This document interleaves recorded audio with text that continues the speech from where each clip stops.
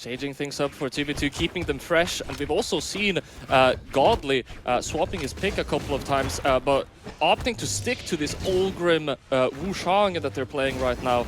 So we might be getting some lethal team combos coming out from them too.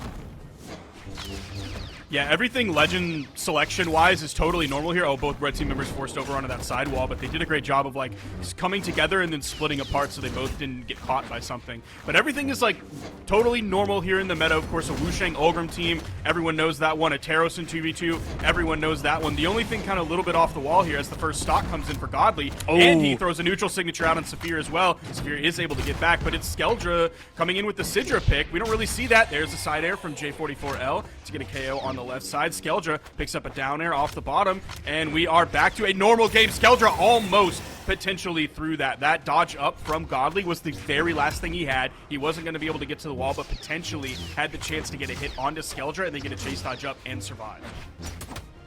Yeah, the team damage from Saphir and Godly was a recurring theme in the set that they had against Blitz and XJ. So it's definitely something that we should be on the lookout for. And if they can try and mitigate and minimize that as much as possible, that will definitely make a large difference. So far, I mean, we're seeing some amazing weapon synergy, some great follow-ups from them so far.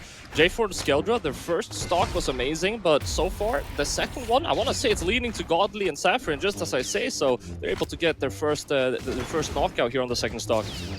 Yeah, one of the other things going for them on that first stock was Skeldra's survivability. Like, he was essentially in the barbecue sauce color, like the final color stage that you have on your health bar before he finally got knocked out. But all of a sudden here in the second stock, he's keeping pace with everybody. So that's the red team kind of turning up the heat onto him while not ignoring J44 whatsoever because he's the first one on his final stock.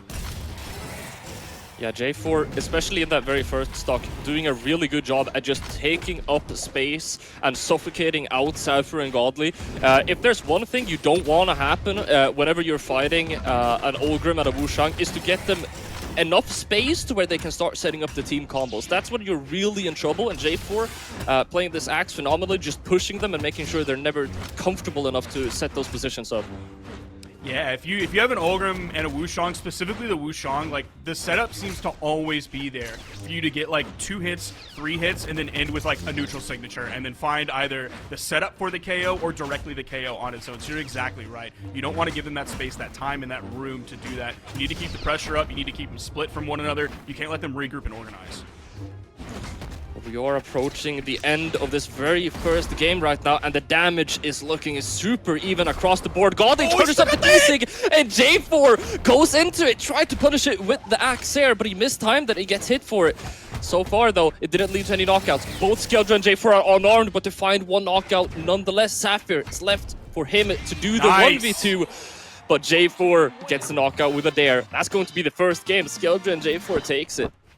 And despite Skeldra being a part of the House of Greatsword clan, and despite knowing him for Greatsword here, his Sidra was fantastic. Picked up 4 KOs, did like 600 plus damage for his team as well. So his sword was looking fantastic. Obviously, we know that, bringing that over from the J-Yun that he's played for so long.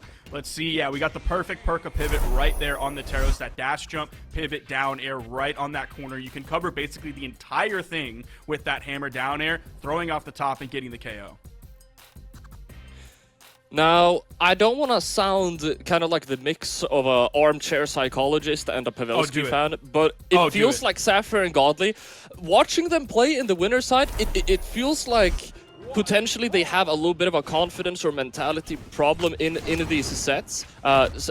Because what we see, or at least in that very first game, was, and we are going to get a quick reset, so that's great, I have more time to yap. Saphir and Godly, I've never seen them play as good as they did last game, last stock in that winner's side. And for them to potentially find a better way to tap into that power that they have already displayed that they have, they could become much, much stronger. But of course, having more synergy with a teammate and playing more with any given teammate, you kind of are able to level up to the pressure in a different way too. So yeah, all in all, they're a bit of a wild card. I mean, everyone has been watching for Godly and Saphir, saying that they're going to be great, and then I feel like this set that we had in the winner's side was devastating, and I'm definitely biting my nails going into this one.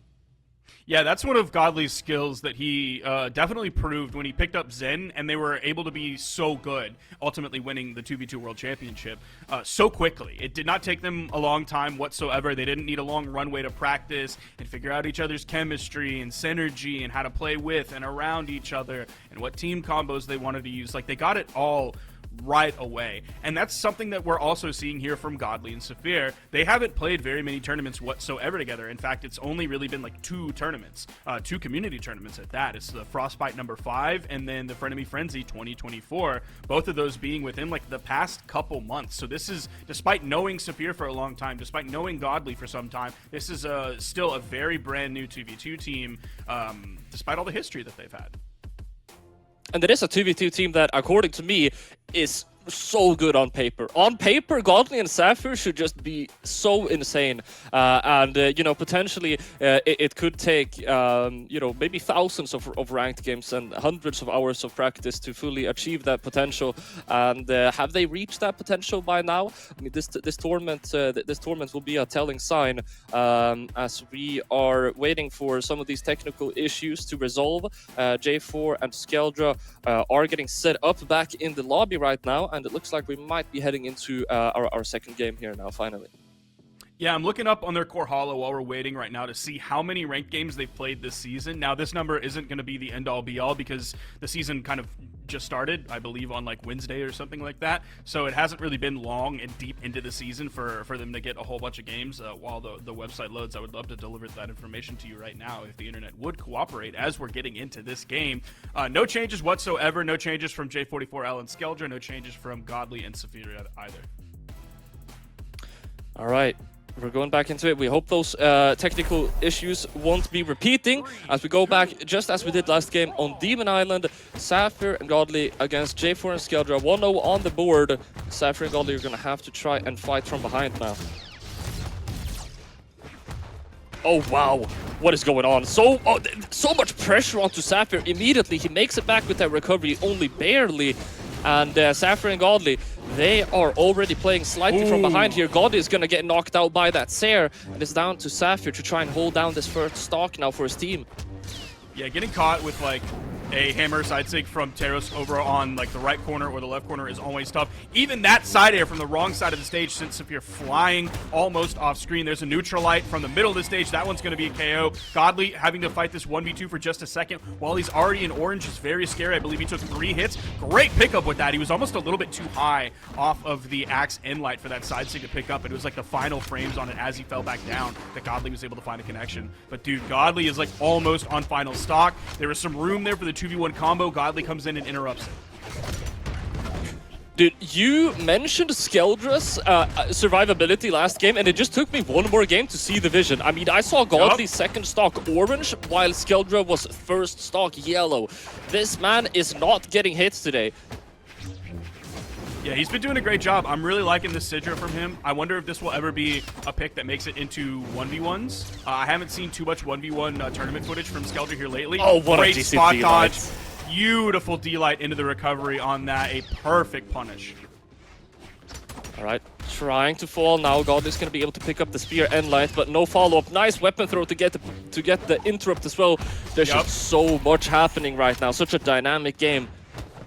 He threw out a couple of them, too, just to make sure that there wasn't like, oh, he hit the first one, they regroup and start the combo again. No, then out came the second one. So J44 is doing a great job with that to make sure they weren't able to organize whatsoever. There's the down heavy from Skeldra in the middle of the stage. Beautiful backdash into the unarmed side light. As you see, side heavy is going to miss, going to take 2. But there's the ground power with the bounce off the stage and the weapon toss from Skeldra. All of the in-air movement from Lance comes out. There wasn't a dash jump pivot down air from J44's hammer this time to get the KO on Saphir. The recovery almost doing off the top, but not quite. And I'm starting to get deja vu from that game against XJ and Blitz. Just like this, Saphir 1 hit away, and Godly was able to rack up a lot of damage. This time around, though, J4 and Skeldra, they got him in a team combo. Somehow, despite all of this, they still make it back. The damage is even, but it's going to come down to a 2v1 as Saphir gets knocked out. He uses the recovery at the very last moment, able to get back up. Skeldra's through combo is gonna finish the job, though. That's 2-0 on the board for what could be one of the largest setups in the tournament if it keeps going like this. And again, Skeldra doing 4 of the KOs and grabbing 766 damage. His gameplay so far, his Sidra is looking unbelievable today. Now, even though that game was like really, really close at the end, everybody was final stock red, it's still like vibes-wise, feels like the blue team is in control, and not just because they're up 2-0. Their organization is better, their follow-ups off of one another are better, their edge guards together are better. It seems like they're just playing better as a 2v2 team specifically, while Godly and Saphir they have great individual performances, they're incredible players, but it seems like in terms of the 2v2 side of things, it's just a little bit better from the blue team. I mean, they're setting things up better and they're interrupting stuff better. So whenever you have those things going on for you, you're going to be able to take advantage of the 2v2 the 2v2 aspects of the game, and you're kind of just not letting your opponents do that. But we didn't even mention, we have a legend swap, and just like that, I mean, is there anything more telling of how much of a difference this legend swap did? That Godly and Skeldra kind of have reversed roles right now, where Godly is the one tanking and Skeldra died immediately. It's because that axe recovery knocked him out almost immediately. Yeah, they already destroyed Skeldra's first stock, but even before that, like in the very beginning, Skeldra was on the right side, and J44 was caught in the middle of both red team members, and it was early on, and already a weapon toss came out. It was Skeldra's cannon that got thrown in to interrupt the momentum. The red team is destroying blue at this moment, but I really wanted to highlight that beautiful weapon toss that came out that would have helped his teammate out of a 2v1 team combo. Completely split from the red team. This is good for blue so far. The side air is going to get the KO. Yep. The interrupt that Godly got with the D-Light was just crazy. And now Saphir still going to be keeping that stock. As Godly tries to pick up a weapon, Skeldra and J4 are defending it incredibly well. And just as Godly gets a little bit of contribution, Skeldra is able to grab some hits onto Saphir. They're still going to keep this lead though. Skeldra playing carefully, does get the KO, only took that side air, but in comes J44. He was looking for the big play, trying to get the KO in orange, the bottom side of the side sig, makes contact with Godly, but he's still living. The defensive Teros coming through for Godly here. Oh, the weapon throws coming out from J4 to break neutral. The dare from Skeldra to stop Saphir right in his tracks. These guys, I mean, they're behind almost an entire stock, but they are kind of cooking. Saphir and Godly, they're gonna have to put him off the stove real quick. That's a great way to start. It's going to be a problem. Saphir, there's the recovery. He's going to have to go under to the other side. Godly's there. You saw him immediately run over so he could act as the wall between his teammate and the blue. Godly able to get the Sair in. He gets the second one onto Skeldra too, getting close to getting knocked out here. True combo, damage is getting racked up further and further, but the knockout is nowhere to be seen. What a save with the weapon throw. Yet again, the weapon toss from Skeldra. He's done a great job. Saphir's out. This is extremely winnable for Godly. Now he's in a very favorable position in the 1v1. Has the health lead by far. He's going to have to deal its hammer v hammer. And that single hammer side air is going to get the KO. And Godly grabs that. 568 damage, 5 KOs as well. That Teros side sig that J4 threw out might have been top 10 saddest anime moments ever, because this is a shot in the dark. I feel like that was pure panic. J4 just sitting there, I'm going to beat Godly Saphir. This is actually happening. Throws out a Teros side signature that is hitting. I mean, we're gonna be able to see it on the replay. Godly baits him out with that jump. Yeah, and it's sad, man. That's sad. It was so close, and what he's doing, you'll find a common theme, which is that he's in a private custom room, and the privacy setting is such that you can't join and watch him. So he doesn't play a lot of ranked, at least as far as I know. However, 2v2, I mean, to be able to play 2v2 and practice 2v2 efficiently, you kind of have to play ranked, unless you have like just a massive list of teams that can hop on at any moment. So yeah, finding one other person to play with versus finding a team of 2 who are both ready to play at this moment alongside your partner right now, it's much easier to find a single person, which is where that 2v2 rank queue seems like a very wonderful party to join. Nice recovery very quickly. Now, yeah, this is actually, this is something we didn't mention. We have the Legend swap over to the Bryn, which is also a familiar pick from the winners round 1 against Blitz and X-Ray, a pick that I have a massive faith in. Now, this is not only because I'm a Bryn main, it's also because Spear is really, really solid right now, and God has been making good use of it so far today. Of course, we know his Wushang as well, so he gets some of this spear experience from that. Yeah. Right there. Blue team is instantly ready to pick that up, even though it's only 2 hits, even though they eventually got interrupted. It doesn't matter. The fact that the blue team is able to pick that up so quickly shows like their chemistry, their synergy. I hope that J44 becomes like right here again. Just barely missing that axe recovery. They were a little bit too close to each other, so J44 didn't throw it out as early as he needed to grab like the bottom side or even especially the top side of that recovery. But still, great work from this team. I'm hoping that Skeldra like finally locks in with a teammate. It may be J44. Based on the way they're playing today, I really love the synergy that this team has. We're going to see just how far it is going to carry them as we're approaching the last stock of this game. Saphir is the healthiest man on the screen at yellow, going down to orange now after a couple of hits by J4. What a dodge for that axe ground pound, by the way. And Saphir is still making work. Somehow he gets through after the first hit of the Lance Neutral Light, before the second hit of the Axe Neutral Light, and he finds, okay, that seems like a perfect setup. The in-light from Saphir's Neutral Light on the Lance into the essentially a grounded recovery from Godly's Spear. Like, he's nailing the timing on that. What a setup. Yeah, Godly has been using that grounded recovery on Spear a lot of times so far. You see it there, 2 side lights into the immediate quote-unquote grounded recovery. It's a move that Godly's been using a lot and quite successfully so far. Skeldra going down into red, and Saphir, he picks up both of them with a combo, knocking them away yet again whenever they get back. I mean, we're starting to see some real confidence coming out from Godly and Saphir. I feel this is a completely different team. Yeah, it seems like the windows of opportunity for the blue team are starting to close here one by one, as now J44 is stuck in the 1v2. We'll see if he can get back from this one. Being very careful. You saw Godly move out, potentially like baiting an attack from J44. Once the attack starts to come out, you saw Godly kind of back up a little bit, fade back towards the stage, so he could punish with that side air and get the KO. And we are going to a game 5 with the potential of a reverse 3-0 at this point if Saphir and Godly are able to take this one as well. We're seeing Godly stick to the Bryn pick, and man, Sparky, I said it quite early in the set. This set was already a nail biter by like game 2. I barely have any nails left at this point. I'm thinking, just based on history, I'm thinking it's gonna slip away from J44L and Skeldra here. I don't want to predict doom for them. I would love to predict boom, but I don't know, man. After the 2 victories in a row, after the confidence from Saphir and Godly, even though these games are close, it's not like they're stomping them into oblivion or anything whatsoever, but they've just been consistently ahead in basically all stages of the game so far, and it's Godly. Yeah, Godly doing a really, really good job with the Spear, and Saphir just taking up a lot of space super well. Same thing I was supporting J4 for doing in the very first game. That's how Saphir is playing right now. He's creating all of the space for Godly to play in, and they just have this amazing synergy going on. But Skeldra and J4, they remind us of what kind of synergy they have going into this too. Their team combos today, they have been so clean, man.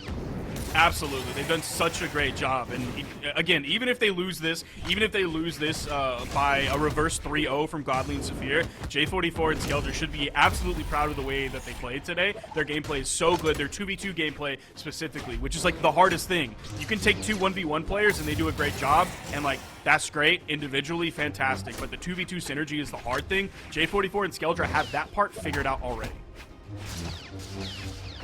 Alright, Skeldra able to push both of them off the stage, and just like that, it feels like for the past 5 seconds or something, Godly and Saphir didn't have any stage presence. They take it back, and it's going to reward them with 1 knockout, potentially even 2. Godly wants to go for a massive commitment off the top, but he's not able to find it. He's just chasing Skeldra, though.